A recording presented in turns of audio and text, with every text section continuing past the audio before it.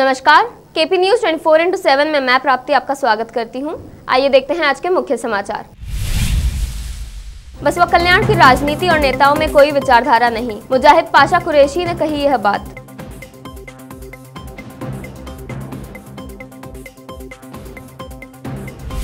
बसवा कल्याण में गुंडू रेड्डी के समर्थन में गूंगों का अनोखा प्रदर्शन।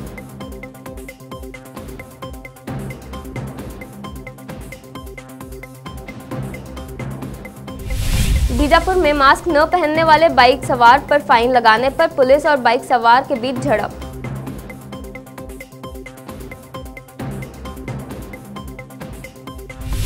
बेल्लारी विम्स कॉलेज के 14 MBBS छात्र कोरोना पॉजिटिव।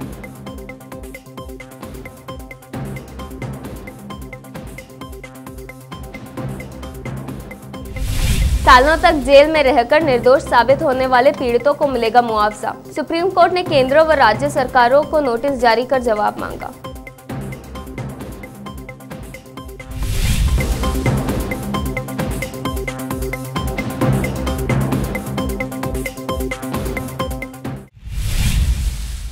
अब समाचार विस्तार से।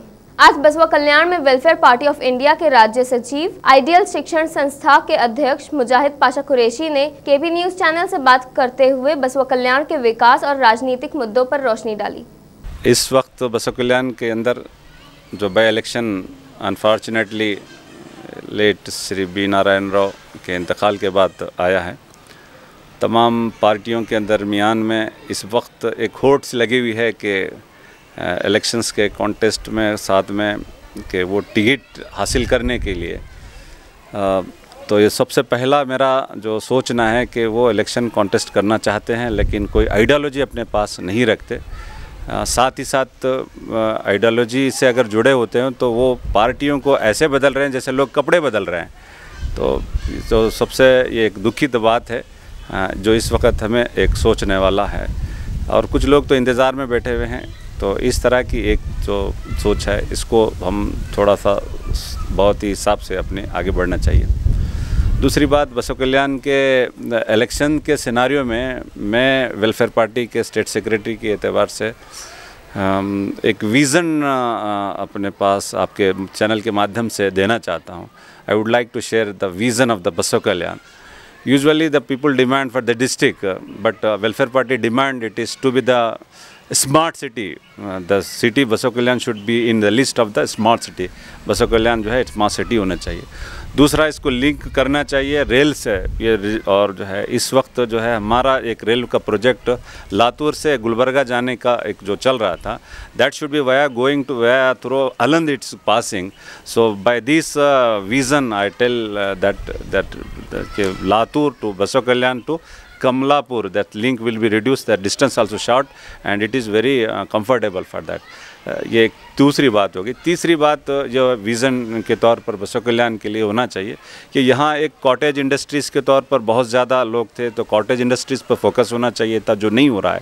एक दूसरा जो हमारा यहाँ बसवा कल्याण में हैंडलूम इंडस्ट्री था कि thousands of peoples are belonging to the handlooms, while this handloom was developed are converted into powerloom. ये जो हैंडलूम जो था पावरलूम में कन्वर्ट हो जाने के बाद ये जो है उसको अपडेट नहीं किया गया कि बस जो लोग आज भी हैंडलूम लेके बैठे हुए हैं, जो हज़ारों की तादाद में हैं, जो बेरोज़गार हैं, उनके बारे में आज तक इन 70 सालों में कोई नहीं सोचा। मैं इस पर जो है अपने विज़न को अपना जो है विज़न को अपने सामने आपके माध्यम से रख रहा हूँ। चौथा बड़ा पॉइंट जो है कि बसवा कल्याण जो है लॉरी से जुड़ा वाला है, इसकी पहचान जो है लॉरी बिज़नेस से जुड़ा वाला है। तो लारी का जो मेजर जो बिज़नेस का जो सेंटर था, हब है, पूरे कर्नाटका में लारी के एतबार से ये बहुत ही वेरी फेमस है। तो इस एतबार से क्योंकि यहाँ बसवेश्वर महाराज की जो बात है कि काया कवे कैलाश, उन्होंने कहा कि वर्क इज़ वर्शिप, तो इस एतबार से जो पूरा वर्ल्ड फेमस एक जो रिलीजियस सेंटर बनने जा रहा है। साथ ही साथ यहाँ जो है लारी के बिजनेस। बसवा कल्याण में भाजपा से गुंडू रेड्डी को टिकट देने की मांग में गूंगों ने किया अनोखा प्रदर्शन। उन्होंने बिना कुछ कहे अपनी मांग लोगों को अपने अंदाज में समझाई। अब तक कई प्रदर्शन देखे जा चुके हैं, लेकिन इस प्रकार का गूंगों द्वारा राज्य में पहला प्रदर्शन है। इन्होंने अपनी मांग से भाजपा के वरिष्ठ नेताओं पर गुंडू रेड्डी को टिकट देने के लिए दबाव डाला। बीजापुर जिला अधिकारी कार्यालय परिसर में बिना मास्क के बाइक सवारों को पुलिस के फाइन लगाने पर हुई झड़प। राज्य में कोरोना की दूसरी लहर के चलते प्रशासन ने मास्क नहीं पहनने वालों पर फाइन लगाने के आदेश दिए थे। इसी के तहत पुलिस अधिकारी के फाइन लगाने से बाइक सवार गुस्से में झड़प करने पर उतर आए। पेपर अड्वर्टೈಸ್ ಮಾಡ್ರಿ ಸ್ಪೀಕರ್ ಛೇಡ್ರಿ ನಾವು ಇವತ್ತಿಂದ ದಂಡ ಹಾಕ್ತೀವಿ ಎಲ್ಲರೂ ಮಾಸ್ಕ್ ಇಲ್ಲದೆ ಹೊರ ಬರಬಾರದು ಅಂತ ಹೇಳ್ರಿ ಅವಾಗ ಏನಂತ ನಾವು ರೂಲ್ಸ್ ಫಾಲೋ। बेल्लारी के विम्स में कम से कम 14 MBBS छात्रों को कोरोना वायरस से संक्रमित पाया गया है। परीक्षा समाप्त होने पर कोरोना लक्षणों वाले कुछ लोग वापस कॉलेज आ गए। इस प्रकार जब कोविड परीक्षण किया गया तो 14 छात्र संक्रमित मिले। इससे बाकी छात्र चिंतित हैं। अब केपी न्यूज में लेते हैं एक छोटा सा ब्रेक।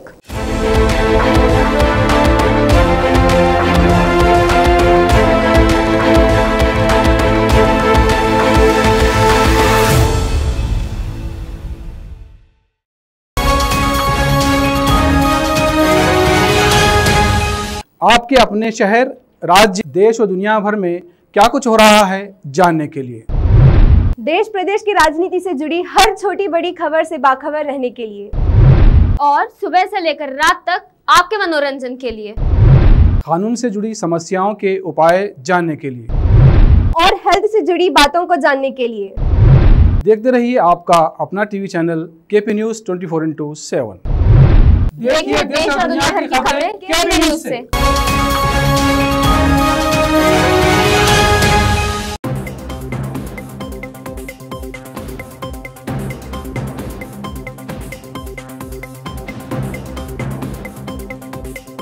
नमस्कार, आदाब, सत श्री अकाल। मैं KP news 24/7 MD Mohammad Ayaz Khan आपके सामने कुछ बातें बताना चाहता हूँ केपी न्यूज़ 24/7 के बारे में, और आपको मैं जागृत करना चाहता हूँ मेरे एक छोटे से मैसेज से। सबसे पहले मैं आप सभी का हार्दिक स्वागत करता हूँ। इस अवसर पर मैं ये बताना चाहता हूँ कि केपी न्यूज़ चैनल 24/7 स्थापित करने का मेरा मुख्य उद्देश्य ये है कि इसके माध्यम से मैं लोगों की समस्याओं और सच्चाई को सामने लाना चाहता हूं। मैं चाहता तो चैनल दिल्ली या बेंगलुरु से शुरू कर सकता था और बड़े शहर में इस चैनल का मुख्यालय बना सकता था, लेकिन मैंने ऐसा इसलिए नहीं किया क्योंकि मेरी ख्वाहिश है कि बीदर तरक्की करे और बीदर के नौजवानों को, युवाओं को रोज़गार मिले और वो अपना टैलेंट दिखाने का मौका मिले। मेरी यही भी ख्वाहिश है बीदर देश और दुनिया के नक्शे में और उभर कर आए और बुलंदी पे नाम लिया जाए। इस चैनल से सभी लोग एकजुट होकर परिवार की तरह रहे और काम करें। इस चैनल को सफल बनाएं और बीदर और कर्नाटक का नाम सारे देश में रोशन करें। धन्यवाद। जय हिंद, जय कर्नाटक, जय भारत। ब्रेक के बाद आपका फिर स्वागत है। सुप्रीम कोर्ट मंगलवार को फर्जी केस में फंसाने के मामलों में पीड़ितों को मुआवजा दिए जाने को लेकर गाइडलाइन की याचिका पर मुद्दे का परीक्षण करने को तैयार हो गई। सुप्रीम कोर्ट ने केंद्र व राज्य सरकारों को नोटिस जारी कर जवाब मांगा है। सुप्रीम कोर्ट में उत्तर प्रदेश के विष्णु तिवारी केस का हवाला दिया गया है, जिसे इलाहाबाद हाई कोर्ट ने बरी करते हुए कहा कि उसे आपसी झगड़े के कारण दुष्कर्म के केस में फंसाया गया था। जेल में 20 साल बिताने के बाद उन्हें निर्दोष पाया गया। कोर्ट से गुहार लगाई गई है कि केंद्र और राज्य सरकारों को निर्देश दिया जाए कि वे ऐसे पीड़ितों को मुआवजा देने के लिए गाइडलाइन तैयार करें और इस बारे में लॉ कमीशन की रिपोर्ट को लागू करें। दिल्ली सरकार ने एक्साइज पॉलिसी में कई बड़े बदलाव किए हैं। नई पॉलिसी के तहत दिल्ली में शराब खरीदने की लीगल उम्र घटा दी गई है। पहले दिल्ली में शराब खरीदने की लीगल उम्र 25 साल थी, जो अब घटाकर 21 साल कर दी गई है। इसके साथ ही केजरीवाल सरकार ने फैसला किया है कि दिल्ली में अब कोई नई शराब की दुकान नहीं खोली जाएगी। जो सरकारी दुकानें हैं उन्हें नीलाम कर निजी हाथों में सौंपा जाएगा। दिल्ली सरकार की नई एक्साइज पॉलिसी में बदलाव का विरोध शुरू हो गया है। ग्रुप ऑफ मिनिस्टर्स ने रिकमेंड किया है कि दिल्ली में लिकर कंजम्पशन की एज नोएडा उत्तर प्रदेश के बराबर कर दी जाए। आज मुख्यमंत्री अरविंद केजरीवाल जी ने दिल्ली में लिकर माफिया पर शिकंजा कसने के लिए बहुत बड़ा कदम उठाया है, एक बहुत बड़ा निर्णय लिया है। दिल्ली की एक्साइज पॉलिसी में बदलाव करके उन सारे फैक्टर्स को हटाया जा रहा है जिनकी वजह से दिल्ली में लिकर माफिया अपना अवैध कारोबार चलाने में कामयाब होता है, जिनकी वजह से चला पाता है। इसकी बैकग्राउंड यह है कि आपको सूचना भी है उसकी कि कुछ महीने पहले दिल्ली में एक्साइज डिपार्टमेंट में एक एक्सपर्ट कमेटी बनाई गई थी कि दिल्ली के लिकर सिस्टम को क्लीन करने के लिए, दिल्ली में लिकर ट्रेडिंग के एक्सपीरियंस को ठीक करने के लिए और खरीदने के एक्सपीरियंस को ठीक करने के लिए, और जो इतना इलिसिट इधर उधर बिकता रहता है, रेवेन्यू लीकेज हो रही है, इसको ठीक करने के लिए एक एक्सपर्ट कमेटी बनाई थी। उसके बाद में उस रिपोर्ट पर और बाकी चीजों पर पब्लिक के सुझाव भी मांगे थे। 14,700 कमेंट्स पब्लिक की तरफ से आए, जनता के पास से आए और एक्सपर्ट कमेटी की रिपोर्ट आई।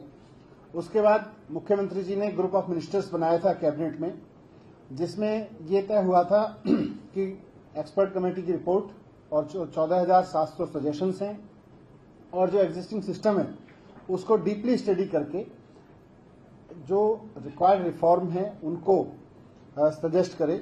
तो आज ग्रुप ऑफ मिनिस्टर्स की रिकमेंडेशंस कैबिनेट के सामने रखी गई थी और उन रिकमेंडेशंस को स्वीकार करते हुए अरविंद केजरीवाल जी के नेतृत्व में सरकार ने उनको स्वीकार करते हुए अब एक्साइज पॉलिसी बनाने का काम शुरू कर दिया है। तो ग्रुप ऑफ मिनिस्टर्स की रिकमेंडेशंस को स्वीकार कर लिया गया है। उसमें क्या न्यायमूर्ति रमणा ने वकीलों को न्याय के लिए अधिक निशुल्क कार्य करने के लिए प्रोत्साहित किया। दिल्ली में राष्ट्रीय विधिक सेवा प्राधिकरण के 25 साल पूरे होने के मौके पर बात कर रहे थे। अगले साल पंजाब में विधानसभा का चुनाव होना है और इस बार कैप्टन अमरिंदर सिंह के साथ राजनीतिक रणनीतिकार प्रशांत किशोर जोड़ीदार हैं। पंजाब के मुख्यमंत्री कैप्टन अमरिंदर सिंह ने राज्य में अगले साल होने वाले चुनाव के लिए अपने इरादे स्पष्ट कर दिए हैं। अमरिंदर सिंह ने कहा कि अगला चुनाव जरूर लड़ेंगे। कैप्टन ने कहा कि पंजाब को संकट की स्थिति से बाहर निकालने तक वो राजनीति का हिस्सा रहेंगे। मुख्यमंत्री अमरिंदर सिंह ने कहा कि मैंने सांसद से 2 बार इस्तीफा दिया था सिर्फ अपने राज्य के लिए। ये राजनीति में मेरा 52वां साल है, लेकिन मेरा मानना है कि पंजाब को कृषि और औद्योगिक संकट से निकालना मेरी जिम्मेदारी है। यही कारण है कि मैं अगला विधानसभा चुनाव भी लड़ूंगा। आखिर में फिर एक बार देखते हैं मुख्य समाचार। बसपा कल्याण की राजनीति और नेताओं में कोई विचारधारा नहीं, मुजाहिद पाशा कुरैशी ने कही यह बात।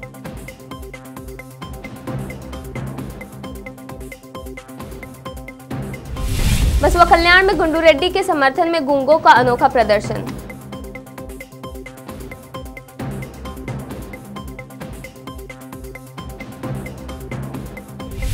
बीजापुर में मास्क न पहनने वाले बाइक सवार पर फाइन लगाने पर पुलिस और बाइक सवार के बीच झड़प।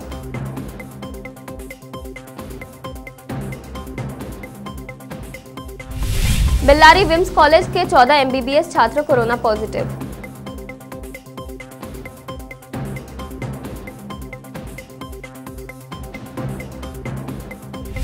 सालों तक जेल में रहकर निर्दोष साबित होने वाले पीड़ितों को मिलेगा मुआवजा। सुप्रीम कोर्ट ने केंद्र व राज्य सरकारों को नोटिस जारी कर जवाब मांगा।